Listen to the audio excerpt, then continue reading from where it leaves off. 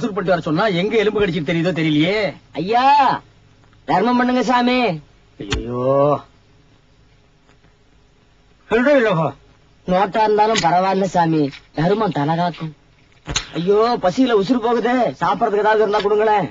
சொன்னா கேட்க மாட்டீங்க, ரொம்ப லொள்ளு பண்ணுவீங்கடா. நேத்துக்கு சுட்ட இட்லி இருக்கு, சாப்பிடுறியா? போற உசுறு பசியிலே போகட்டும்.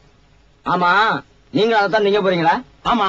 இத புடிங்க, இந்த பொழப்பு பொழைக்கிறதுக்கு என் கூட வந்துருங்க. 3 வேளையும் சுடுசோறு சாப்பிடலாம். ஏண்டா எடுக்கிறது பிச்சை, பேசுறது ஏகத்தாளமா பேசுற? என்ன பிச்சைக்காரன் ஆகிட்டு போயிட்டானே.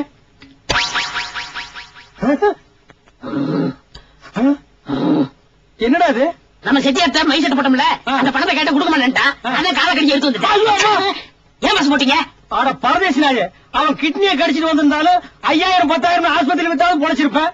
காரணம் பிரயோஜனம் அவன் காதை கடிச்சு வந்திருக்கா. பாஸ் நான் என்ன முட்டாளா இல்ல பைத்தியக்காரனா? அவன் காதுல ஒரு தோடு இருக்கு. ஒண்டி புலி, இந்த அவன் காசு என் காதை குடியா. வாடி, உங்ககிட்ட எல்லாம் இப்படித்தான் வசூல் பண்ணணும். கேட்டா வராத காசு கடிச்சா வருது பாத்தியா? ஆஸ்பத்திரி போய் என் காதை விட்டணும், சீக்கிரமா என் காதை குடியா. அங்க இறக்கி எடுத்துட்டு போ. என் காது என் காது என் காது.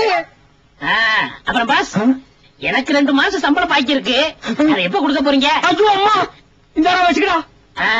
இப்படி கேட்டா தான் கிடைக்கும் போல் இருக்கு.